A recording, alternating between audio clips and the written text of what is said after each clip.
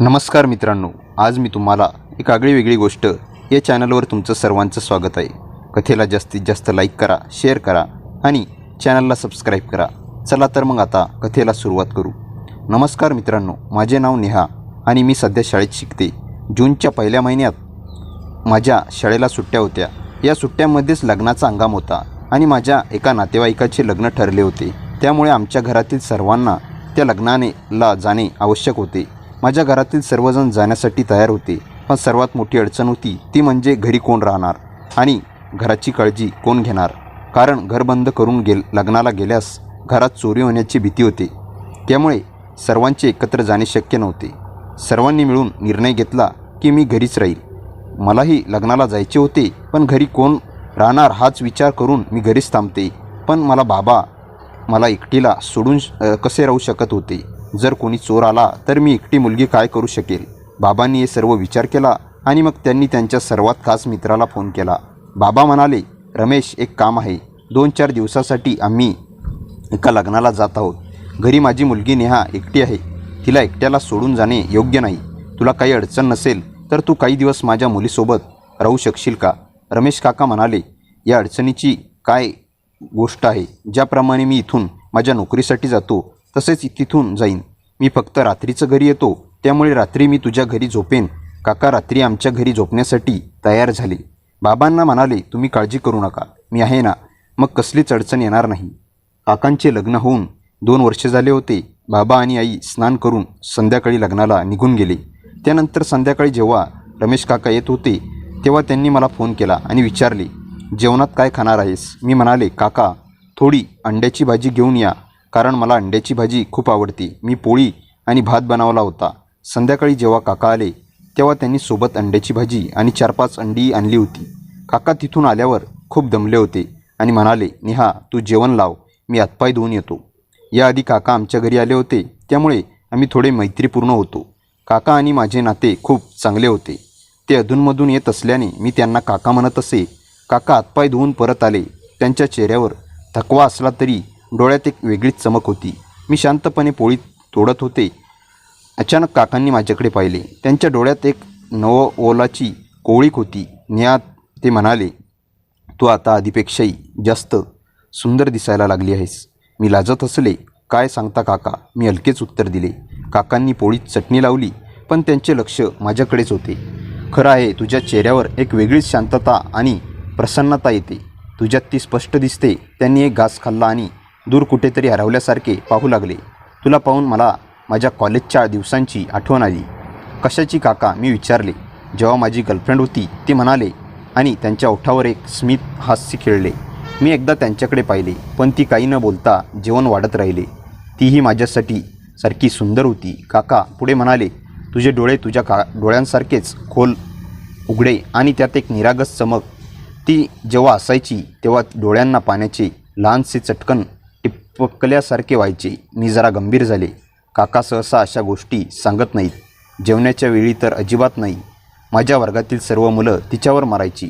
काकांचा आवाज थोडा खालवला. तिच्यासाठी लोक कविता लिहित तिला भेटण्यासाठी बहाणे करायचे. काकाने तर तिचे नाव टॅटू काढून घेतले होते.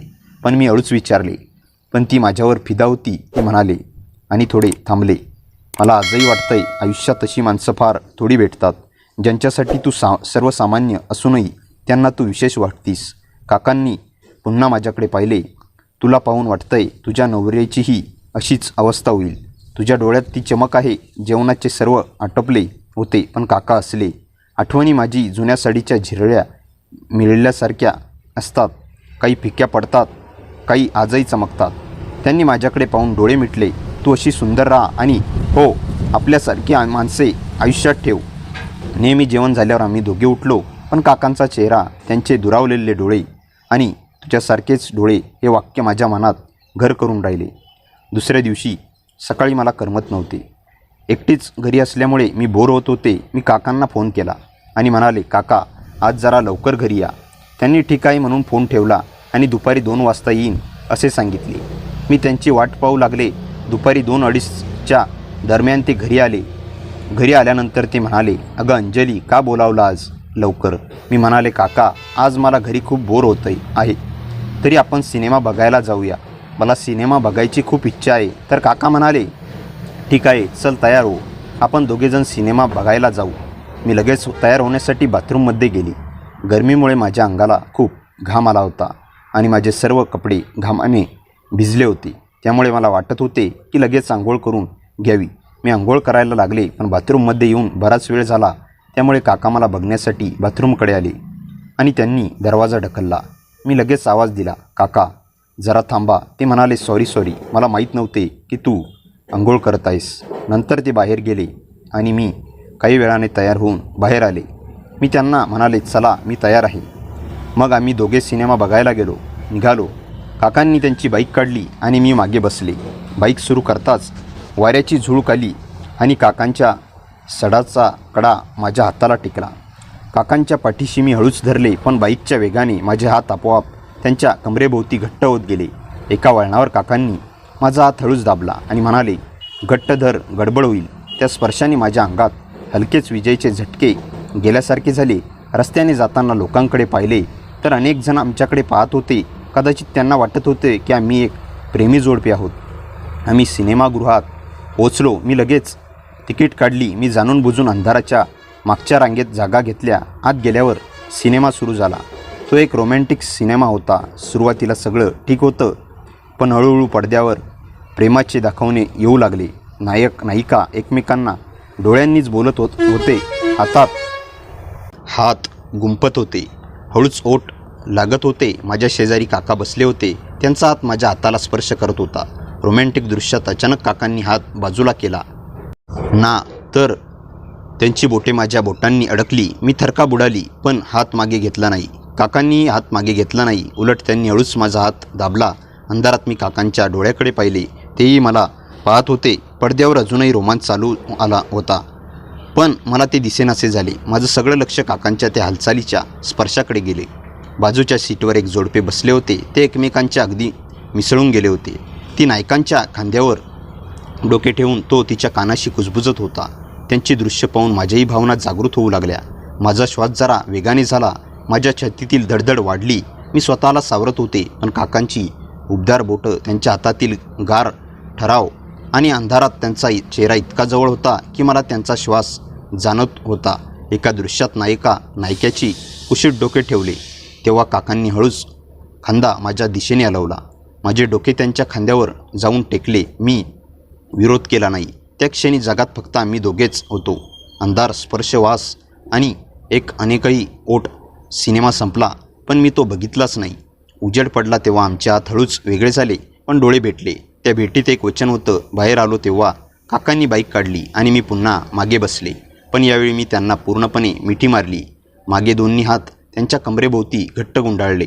काकांनी हळूच माझा हात हातात घेतला आणि हळुवारपणे चुंबन दिले. नेहा, ते फक्त एवढेच म्हणाले, पण त्या एका शब्दात 100 अर्थ होते. गाडी चालवताना काकांनी एक हात स्टेअरिंगवर ठेवला आणि दुसरा हात माझ्या हातात घेतला. त्या स्पर्शाने माझे अंग शहारून गेले.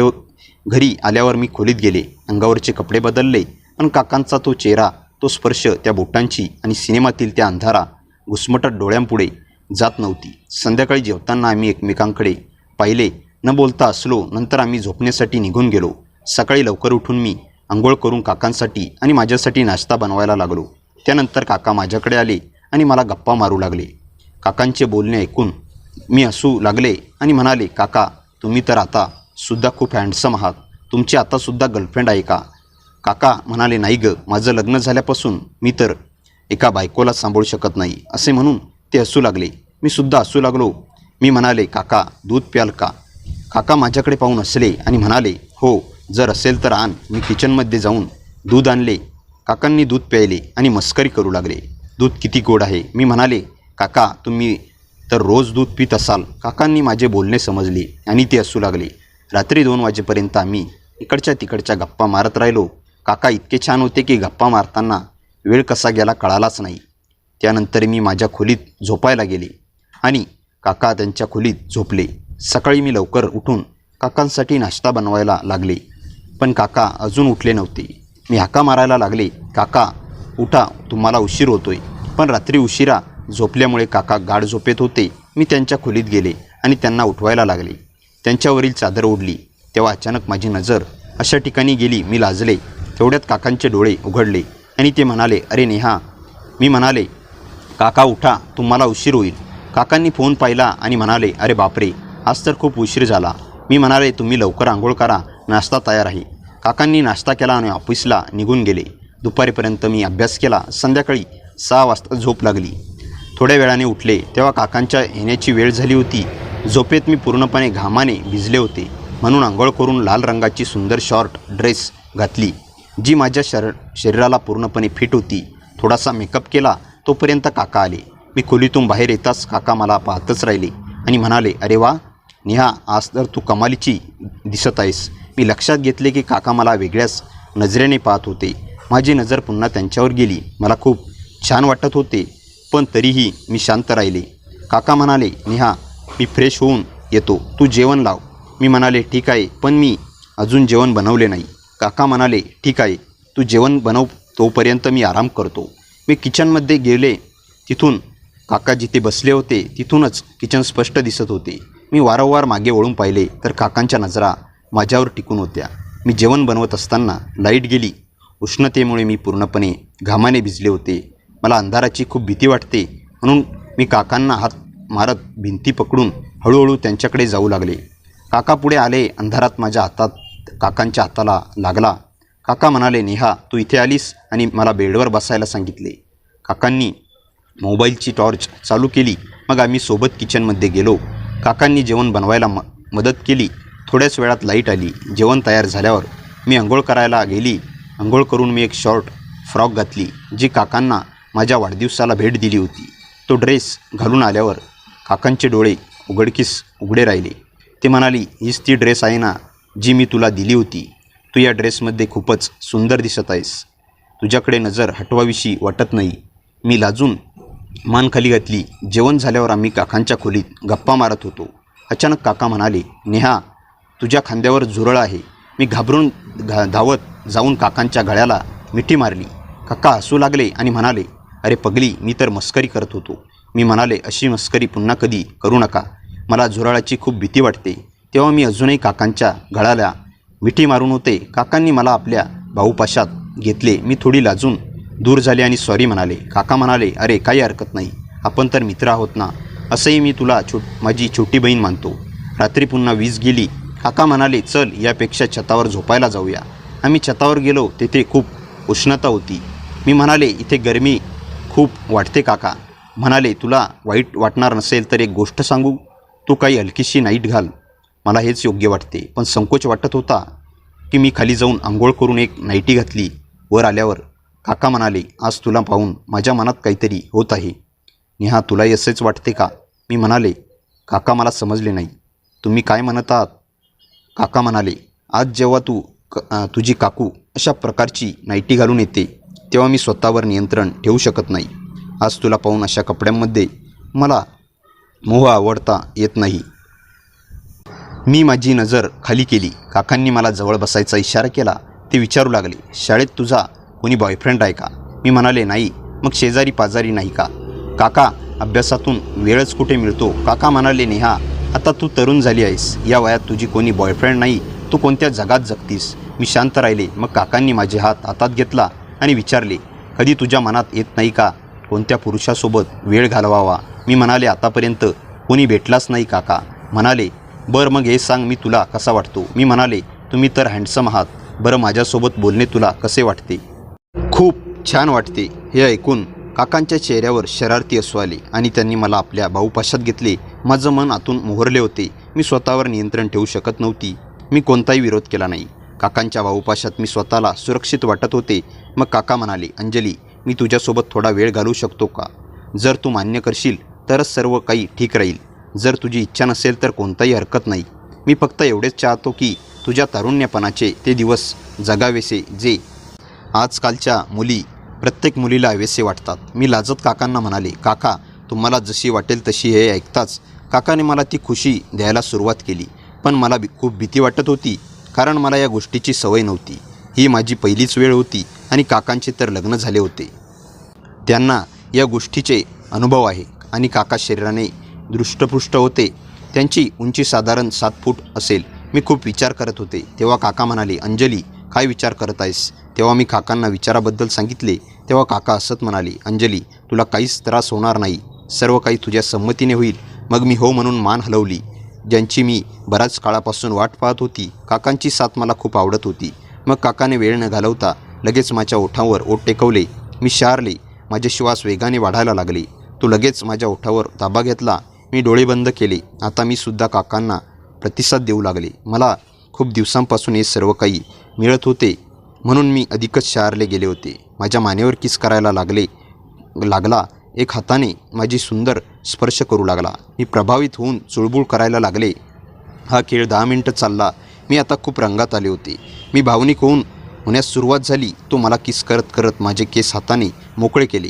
त्यांनी मला स्पर्श करायला सुरुवात केली. मी सळसळत होते. माझा आवाज येत होता. मी सुस्काटे टाकीत होते. तो अधिकच वेगात स्पर्श करत होता. त्यांच्या हरकतीने मी आता प्रचंड प्रभावित झाले होते. मी जवळजवळ श्वास घेत होते. त्याची पुरेशी अस्तित्व खूप दाटून आले होते. मी परत उसळत जोरजोराने श्वास घेत होते. मी खूप उत्साही झाले होते.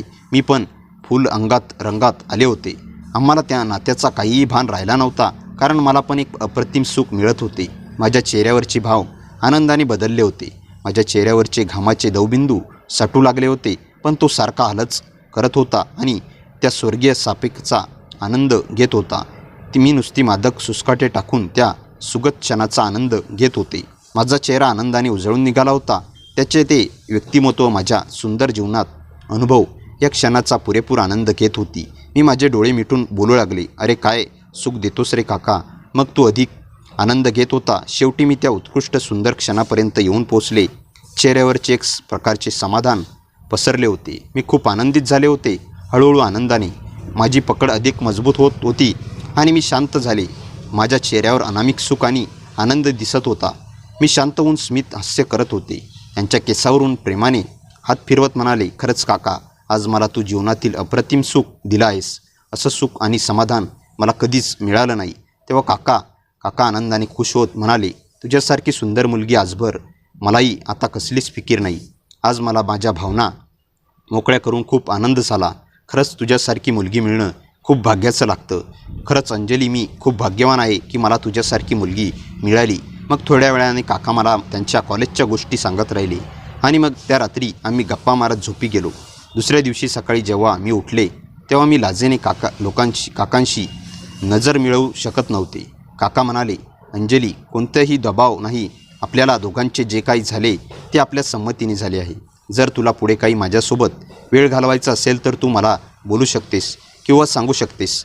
त्यानंतर हा सिलसिला सुरू झाला. हळूहळू वेळ निघून गेला आणि काकासोबत माझे नाते पुढे सरकत गेले. असे 7 ते 8 महिने निघून गेले. मग एके दिवशी आईला माझ्यावर संशय यायला लागला. आईने मला जवळ बसवले आणि विचारले, अंजली, हे सर्व काय चाललं आहे? जरा सांग. मी आईला सहन आलेले, आई असं काही नाही, तुम्हाला गैरसमज झाला आहे. आई म्हणाल्या, ठीक आहे, मी तुझ्यावर विश्वास ठेवून, पण जर मला नंतर काही कळालं तर मग पाहून घेईन. असेही तू आता मोठी झाली आहेस. मला वाटते तुझे लग्न करून द्यावे. हे ऐकून मी खूप घाबरले. संध्याकाळी अचानक काकांचा फोन आला. मी काकांना सर्व काही सांगितले. काका म्हणाले, तुला काळजी करायची गरज नाही, काहीतरी करतो. दुसऱ्या दिवशी काका घरी आले आणि आईशी बोलायला लागले. ते म्हणाले, ताई, अंजली मोठी झाली आहे. मला वाटते आता तिचे लग्न करून द्यावे. माझ्या नजरेत एक मुलगा आहे. तो मुलगा खूप चांगला आहे. माझ्या आईने विचारले, तो मुलगा कोण आहे? तेव्हा काकाने सांगितले, माझ्या मित्राचा मुलगा. माझ्या मित्राची त्यांची पत्नी एका अपघातात गेली. तो त्यांचा एकुलता एक मुलगा आहे. त्यांची नोकरी खूप चांगली आहे आणि तो एकटा घरात आहे. घरात दुसरे कोणी नाही. यापेक्षा चांगला रिश्ता कुठे मिळेल? माझ्या आईलासुद्धा यात काही अपेक्षा नव्हती, कारण मुलात काही कमी नव्हती आणि घरात कुणीही नव्हते. अशा रिश्त्यासाठी तर आईवडील असुरलेले असतात. जेव्हा काका हे बोलून गेले, मी काकाला म्हणाले, तुम्ही काय केले काका? म्हणाले, तू काळजी करू नकोस. तू मुलगा खूप चांगला आहे. लग्नानंतरही आपल्या नात्याला काही कमी येणार नाही. तू तुझ्या पतीसोबतही आनंदी राहा आणि जर तुला माझी कमतरता जाणवली तर मला बोलव. हे ऐकून मी खुश झाले. काका, काही दिवसांनी माझे लग्न झाले. माझा पती खूप भोळा होता आणि माझ्या प्रत्येक सुखाची काळजी घेत होता. मला त्यांच्याविषयी कोणतीही तक्रार नव्हती. हळूहळू वेळ निघून गेला. लग्नाला 2 वर्ष झाले, पण काकांशी माझे नाते अजूनही कायम होते. कधीकधी मला वाटायचे की मी जे काही करत आहे ते खूप चुकीचे आहे, कारण आता माझे लग्न झाले आहे आणि मी माझ्या पतीला फसवत आहे. मला काकासोबत वेळ घालवायला सुद्धा आवडायची. अशी नाही की मी माझ्या पतीवर प्रेम करत नव्हते. माझा पतीसुद्धा माझ्यावर खूप प्रेम करायचा, पण मला काकांसोबत वेळ घालवायला सुद्धा आवडायचा. हळूहळू वेळ निघून गेला आणि लग्नाला 3 वर्ष झाली. आता मला एक मुलगा झाला होता जो माझ्या पतीवर होता. आता कदाचित मला असे वाटले की आता माझे आणि काकांचे नाते इथे संपावे लागेल, कारण उद्या जर माझ्या पतीला याचा पत्ता लागला तर कदाचित माझ्या नात्याचा खूप वाईट परिणाम होईल आणि माझे आयुष्यसुद्धा उद्ध्वस्त होऊ शकते. यावर मी काकांना बोलायचे ठरवले. मग संध्याकाळी मी काकांना घरी बोलावले आणि त्यांच्याशी समोरासमोर बसून बोलले. मी काकांना म्हणाले, काका, मी माझ्या आयुष्यात आता आनंदी राहायचे आहे. मला माझा पती खूप भोळा आहे आणि त्यांच्या भोळेपणाचा फायदा घेत आहे. मला आता हे सर्व काही बरोबर वाटत नाही. जसे आहे तसे आता माझा पती आहे आणि त्याने मला कधी त्रास दिला नाही. त्याने माझ्याशी कधी वाईट वागणूक केली नाही, पण मी त्याला फसवत आहे. लग्नापूर्वी आपल्या दोघांमध्ये जे काही झाले होते ते वेगळे होते, पण आता माझे लग्न झाले आहे आणि मी आता एका मुलाची आईसुद्धा आहे. त्यामुळे मला असे वाटत आहे की आपण आता यापुढे आपले नाते चालू ठेवावे, कारण जर तुमच्या बायकोला याचा पत्ता लागला तर तुमचे आयुष्यसुद्धा खराब होऊ शकते. अंजली आणि काकांनी आपापल्या आयुष्यावर लक्ष केंद्रित करण्याचा निर्णय घेतल्यानंतर काही महिने शांततेत गेले. सुरुवातीला अंजलीला हा बदल खूप कठीण वाटत होता. जुन्या आठवणी वारंवार मनात येत होत्या, पण प्रत्येक वेळी ती आपल्या मुलाकडे पाहायची आणि स्वतःला सावरायची.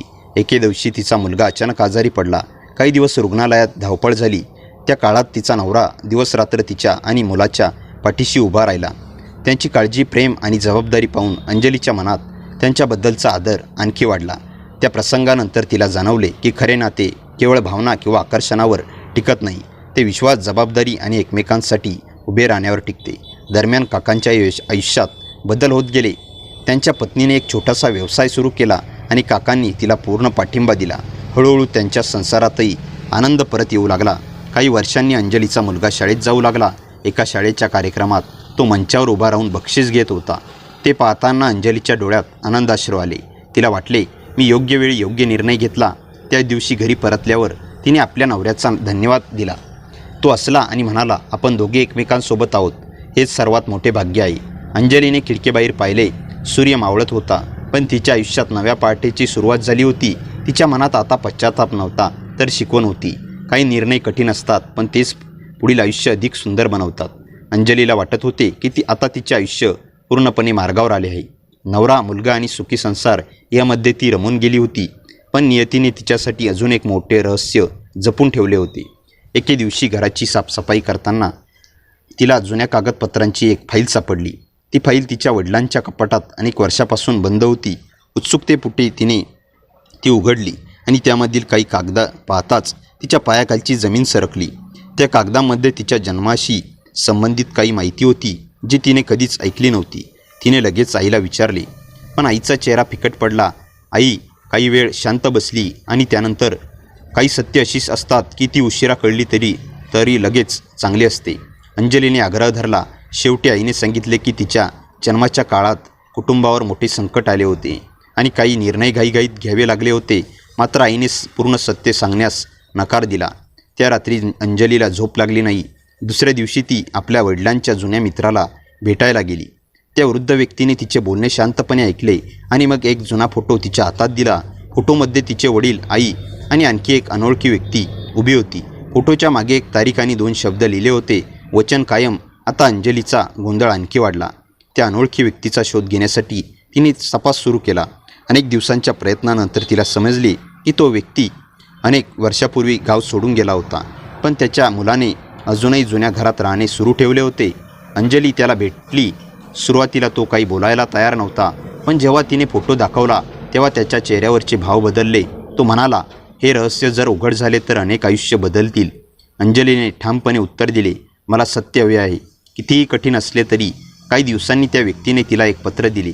ते पत्र अनेक वर्षापूर्वी लिहिले गेले होते, पण उघडताना अंजलीचे हात थरथरत होते. पहिल्या ओळीत लिहिले होते, जर हे पत्र तुझ्या हातात आले असेल तर याचा अर्थ मी सत्य स्वतः सांगण्यासाठी जिवंत नाही. अंजलीच्या डोळ्यासमोर अंधारी आली, कारण त्या पत्रात तिच्या कुटुंबाबद्दल असे काही लिहिले होते ज्यामुळे तिने आयुष्यभर ज्यांना ओळखले त्यांच्याबद्दलची तिची समज पूर्णपणे बदलून जाणार होती. अंजलीने थरथरत्या हातांनी ते पत्र उघडले. प्रत्येक शब्द तिच्या छातीत धडधड निर्माण करत होता. पत्र लिहिणाऱ्या व्यक्तीने सुरुवातीला स्पष्ट केले होते की हे सत्य अनेक वर्ष लपून ठेवण्यात आले होते, कारण त्या काळात कुटुंबाची प्रतिष्ठा, सुरक्षितता आणि काही लोकांचे आयुष्य धोक्यात येऊ शकत होते. अंजली पुढे वाचू लागली. पत्रात लिहिले होते की तिच्या वडिलांचा एका मोठ्या आर्थिक फसवणुकीशी अप्रत्यक्ष संबंध आला होता. त्याने स्वतः काही चुकीचे केले नव्हते, पण त्यांना अशा काही गोष्टींची माहिती होती ज्यामुळे काही प्रभावशाली लोक अडचणीत येऊ शकले असते. त्या काळात त्यांच्या कुटुंबावर दबाव टाकण्यात आला होता आणि काही महत्त्वाचे पुरावे गायब झाले होते. अंजलीला विश्वास बसत नव्हता. तिचे वडील नेहमी प्रामाणिकपणे आणि साधे आयुष्य जगले होते. मग त्यांनी हे सर्व कधीच का सांगितले नव्हते? पत्राच्या शेवटी एक पत्ता लिहिला होता आणि एक वाक्य, अखेर खरे उत्तर तिथे मिळेल. दुसऱ्या दिवशी अंजली त्या पत्त्यावर पोचली. शहराच्या जुन्या भागात एक मोडकळीस आलेली हवेली उभी होती. हवेली अनेक वर्ष बंद असल्यासारखी दिसत होती. शेजारच्या लोकांनी सांगितले की त्या घरात एक वृद्ध व्यक्ती राहत होता, पण काही महिन्यापूर्वी त्याचा मृत्यू झाला होता. मात्र घर अजूनही कायदेशीर वादात अडकले होते. अंजलीने स्थानिक नोंदी तपासल्या. त्या हवेलीच्या मालकाचे नाव पाहून ती थबकली. ते नाव पत्रातील व्यक्तीशी जोडलेले होते. तिथे आणखी शोध घेतला. जुन्या नोंदीमध्ये तिला काही कागदपत्रे सापडली, ज्यातून समजले की अनेक वर्षापूर्वी काही जमिनी आणि मालमत्ता बेकायदेशीरपणे हस्तांतरित करण्यात आली होती. त्यामध्ये तिच्या वडिलांचे नाव साक्षीदार म्हणून होते. आता काही गोष्टी अधिक गंभीर वाटू लागली. काही दिवसांनी अंजलीला एक अनोळखी फोन आला. समोरचा आवाज शांत पण सावध होता. तू ज्या गोष्टीचा शोध घेत आहेस ते थांबव. काही सत्य बाहेर आली तर अनेक लोकांचे नुकसान होईल. अंजली घाबरली, पण तिने मागे हटण्याचे ठरवले नाही. तिने पोलिसांच्या निवृत्त अधिकाऱ्याची मदत घेतली. त्या अधिकाऱ्याने जुने कागदपत्र तपासले आणि सांगितले की हे प्रकरण कधीच पूर्णपणे बंद झाले नव्हते. काही महत्त्वाचे पुरावे अचानक गायब झाले होते आणि त्यामुळे केस अर्धवट राहिली होती. तपास पुढे जात असताना अंजलीला आणखी एक धक्का बसला. तिच्या वडिलांनी मृत्यूपूर्वी एका बॅक लॉकरमध्ये काही कागदपत्रे ठेवली होती. अनेक प्रयत्नानंतर लॉकर उघडण्यात आला. त्यामध्ये जुनी डायरी, काही फोटो आणि एका पेन ड्राईव्हची नोंद होती. डायरीच्या शेवटच्या पानावर लिहिले होते, जर अंजली इथपर्यंत पोहोचली असेल तर तिला संपूर्ण सत्य जाणून घेण्याचा अधिकार आहे. पण खरी उलथापालथ तेव्हा झाली जेव्हा पेनड्राईव्हमधील माहिती उघडण्यात आली. त्यामध्ये वर्षापूर्वी रेकॉर्ड केलेले काही संभाषण होते. त्या संभाषणात काही प्रभावशाली लोक बेकायदेशीरपणे व्यवहाराबद्दल चर्चा करत होते आणि त्यामध्ये एका अशा व्यक्तीचे नाव समोर आले ज्याच्यावर अंजलीच्या कुटुंबाने वर्षानुवर्षे विश्वास ठेवला होता. तो व्यक्ती आजही समाजात आदरणीय मानला जात होता. अंजलीला आता समजले की तिचे वडील आयुष्यभर कोणते ओझे घेऊन जगले होते. पण सर्वात मोठा ट्विस्ट अजून बाकी होता. डायरीच्या आतल्या कव्हरमध्ये दडवलेले एक लहानसे पत्र तिला नंतर सापडले. त्यात फक्त एकच वाक्य लिहिले होते, ज्याला तू सत्याचा साक्षीदार समजतेस तोच या संपूर्ण खेळाचा सूत्रधार आहे. त्या वाक्याखाली एका व्यक्तीची आद्याक्षरे लिहिलेली होती. ती आद्याक्षरे पाहताच अंजलीच्या हातातील डायरी खाली पडली, कारण त्या व्यक्तीवर तिने आयुष्यभर पूर्ण विश्वास ठेवला होता. आता प्रश्न एकच होता, तो खरोखर दोषी होता की कोणीतरी अजूनही पडद्यामागून खेळ खेळत होते. अंजलीच्या हातातून डायरी खाली पडली आणि काही क्षण ती स्तब्ध उभी राहिली. त्या अध्यक्षावर तिचा विश्वास बसत नव्हता. तिने पुन्हा डायरी उघडली, पाहिली. कदाचित तिने चुकीचे वाचले असेल, कदाचित कोणीतरी मुद्दाम दिशाभूल करत असेल, पण प्रत्येक वेळी तिचे अक्षरे तिच्यासमोर उभी राहत होती. त्या रात्री तिला झोप लागली नाही. तिच्या डोक्यात सतत एकच प्रश्न फिरत होता, जर हे खरं असेल तर इतकी वर्षे सर्वांना फसवणारा माणूस कोण होता? दुसऱ्या दिवशी सकाळी तिने निवृत्त अधिकाऱ्याला सर्व माहिती दाखवली. त्याने शांतपणे कागदपत्रे तपासली आणि म्हणाले, कधीकधी सर्वात धक्कादायक सत्य हेच असतं की ज्याच्यावर आपण सर्वाधिक विश्वास ठेवतो त्याच्याबद्दल आपल्याला सर्वात कमी माहिती असते. अंजलीने पुढील काही आठवडे तपासात घालवले. जुन्या बँक व्यवहारांच्या नोंदी, मालमत्तेची कागदपत्रे आणि अनेक वर्षापासून पूर्वीच्या वृत्तपत्रांच्या कात्रणांचा अभ्यास करताना एक विचित्र गोष्ट समोर आली. प्रत्येक मोठ्या व्यवहाराच्या मागे वेगवेगळी नावे दिसत होती, पण एका विशिष्ट फोन नंबरचा मागोवा वारंवार लागत होता. तो नंबर अनेक वर्षापूर्वी बंद झाला होता, तरी त्याच्याशी संबंधित नोंदी अजून उपलब्ध होत्या. अंजलीने त्या नंबरचा तपास सुरू केला. काही दिवसांनी तिला कळले की तो नंबर एका व्यक्तीच्या नावावर नोंदणीकृत होता, जे अधिकृत नोंदणीनुसार 10 वर्षे पूर्वी मृत घोषित करण्यात आली होती. ते ऐकून ते आदरली. मृत व्यक्तीच्या नावावर व्यवहार कसे चालू राहू शकतात तिने त्या व्यक्तीच्या गावाला भेट दिली. गावातील काही वृद्ध लोकांना विचारल्यानंतर आणखी एक धक्कादायक माहिती मिळाली. त्या व्यक्तीचा मृत्यू झाल्याची बातमी पसरली होती, पण अंत्यसंस्कार कोणी प्रत्यक्ष पाहिले नव्हते. काही जणांना तर अजूनही खात्री होती की तो जिवंत आहे. अंजलीचा संशय आणखी वाढला. तपास पुढे सरकत असताना तिला एका जुन्या गोदामाचा पत्ता मिळाला. रात्री उशिरा ती आणि निवृत्त अधिकारी तिथे पोहोचले. गोदाम वर्षानुवर्ष बंद असल्यासारखे दिसत होते. दरवाजा उघडल्यावर आत धुळीने माखलेल्या पेट्या, जुनी कागदपत्रे आणि काही संगणक उपकरणे दिसली. एका पेटीत त्यांना अनेक फाईल्स मिळाल्या. त्या फाईल्समध्ये विविध लोकांची नावे, आर्थिक व्यवहार आणि गुप्त नोंदी होत्या. पण सर्वात महत्त्वाची गोष्ट म्हणजे एका फाईलमध्ये अंजलीच्या वडिलांचा फोटो होता. फोटोच्या मागे लिहिले होते, त्याने सत्य पाहिले आहे. आता स्पष्ट झाले की तिचे वडील या संपूर्ण कटाबद्दल काहीतरी जाणत होते. अचानक गोदामाबाहेर आवाज आला. कोणीतरी तिथे आले होते. अंजली आणि अधिकारी सावध झाले. काही क्षणांनी दरवाजा जोरात बंद झाला आणि बाहेरून कुलूप लावल्याचा आवाज आला. कोणीतरी त्यांच्या हालचालीवर लक्ष ठेवून होते. त्यांनी मागच्या बाजूचा मार्ग शोधला आणि कसाबसा बाहेर पडले. पण गोदामाजवळ उभी असलेली काळी गाडी वेगाने निघून गेली. त्या गाडीचा नंबर अंजलीने पाहण्याचा प्रयत्न केला, पण शेवटचे 2 अंकच दिसले. दुसऱ्या दिवशी ती पुन्हा डायरी वाचू लागली. यावेळी तिला एका पानामध्ये दडवलेला नकाशा सापडला. नकाशावर डोंगराळ भागातील एक जागा लाल शाईने चिन्हांकित केलेली होती. खाली एक तारीख लिहिलेली होती. ती तारीख आजपासून नेमकी 20 वर्षापूर्वीची होती. अंजलीला वाटले की कदाचित तिथेच अंतिम पुरावा लपवलेला असावा. ती लगेच त्या ठिकाणी रवाना झाली. अनेक तासांच्या प्रवासानंतर ती डोंगरातील जुन्या विश्वराम गृहाशी पोहोचली. इमारत जवळजवळ पडझड झालेली होती. आत शोध घेत असताना तिला भिंतीमागे एक गुप्त कप्पा दिसला. कप्प्यात एक लहान लोखंडी डब्बा ठेवलेला होता. अंजलीने तो उघडला. त्या आत काही छायाचित्रे, एक कॅसेट आणि एक सीलबंद लिफाफा होता. लिफाफ्यावर तिचे नाव लिहिलेले होते. तिचे हृदय जोराने धडधडू लागले, कारण तो लिफाफा तिच्यासाठीच ठेवण्यात आला होता आणि त्यावरील हस्ताक्षर तिच्या वडिलांचे असल्याचे तिला लगेच ओळखू आले. आता तिच्या हातात कदाचित असे सत्य होते जे संपूर्ण रहस्य कायमचे उघडणार होते. पण तिला अजून माहीत नव्हते की त्या लिफाफ्यातील माहिती फक्त भूतकाळ बदलणार नव्हती, तर तिच्या वर्तमान आयुष्यालाही पूर्णपणे उलथवून टाकणार होती. मित्रांनो, कथा कशी वाटली कमेंटमध्ये नक्की सांगा. कथेला जास्तीत जास्त लाईक करा आणि हाईप करा आणि आपल्या मित्रमैत्रिणींमध्ये शेअर करा. आणि हो, चॅनलवर नवीन असाल तर चॅनलला सबस्क्राईब करायला विसरू नका. भेटूया पुन्हा अशाच इंटरेस्टिंग आणि धमाकेदार कथेसह. तोपर्यंत हसत राहा, खुश रहा. धन्यवाद.